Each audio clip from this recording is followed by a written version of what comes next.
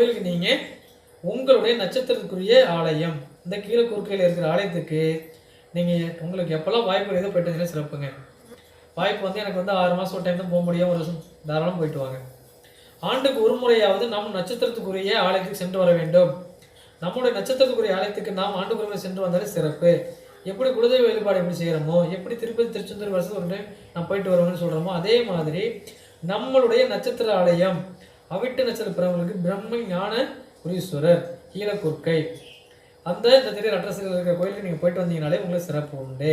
சரிங்களா? அடுத்தது உங்களுக்கான பைரவர் பலிபீட மூர்த்தி பைரவர் சீர்காழியில் இருக்கார். பலிபீட மூர்த்தி பைரவரை வந்து சீர்காழியில் போய் நீங்கள் வழிபட்டு வந்தீங்கன்னா சிறப்பு உண்டுங்க. அவிட்ட நட்சத்திரம் செவ்வாய்க்குரிய நட்சத்திரம். செவ்வாய் பார்த்தீங்கன்னா ஆடு வரும். முருகன் செவ்வாயோட அதிதேவதை முருகன். முருகன்